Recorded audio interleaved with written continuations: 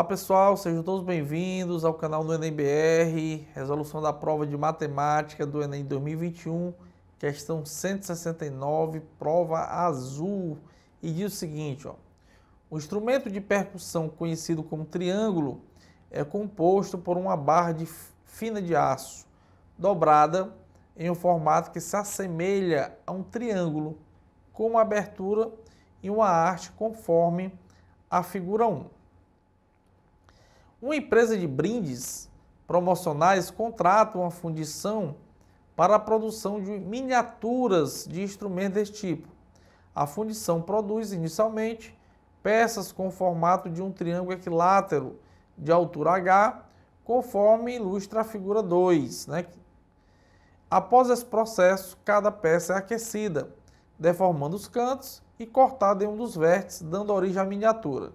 Assuma que não ocorram perdas de material no processo de produção, de forma que o comprimento da barra utilizada seja igual ao do perímetro do triângulo equilátero representado na figura 2. Considere 1,7 como valor aproximado para raiz de 3. Ok? Nessas condições, o valor que mais se aproxima da medida do comprimento da barra em centímetro é. Bom, então a figura 2, mostra justamente em relação à miniatura um triângulo equilátero. Lembrando, o triângulo equilátero é aquele triângulo onde todos os lados são iguais, onde os ângulos internos são também iguais a 60 graus, E ele forneceu aí justamente a altura do triângulo equilátero, que é igual a 8 centímetros. Bom, e aí ele quer justamente calcular aí o perímetro, O perímetro desse triângulo, já porque ele quer aproximadamente a medida do comprimento da barra, ok? Que ele deve justamente para satisfazer e confeccionar essa miniatura. Bom, qual a informação que eu tenho? A informação que eu tenho é justamente a altura do triângulo equilátero. Então, você, para encontrar o lado, já que nós estamos falando de perímetro, perímetro é a soma de todos os lados. Então, você precisa calcular o valor justamente do lado, desse triângulo equilátero. E a partir justamente da única informação que você tem é que a altura é igual a 8, E lembrando que a altura forma um de 90 graus, aqui é justamente 60 graus, então você poderia utilizar a tangente, para poder achar o lado, Ou a tangente, ou seno, ou cosseno, No caso aqui, você teria que utilizar justamente o seno do 60, Que é o cateto oposto pela hipotenusa.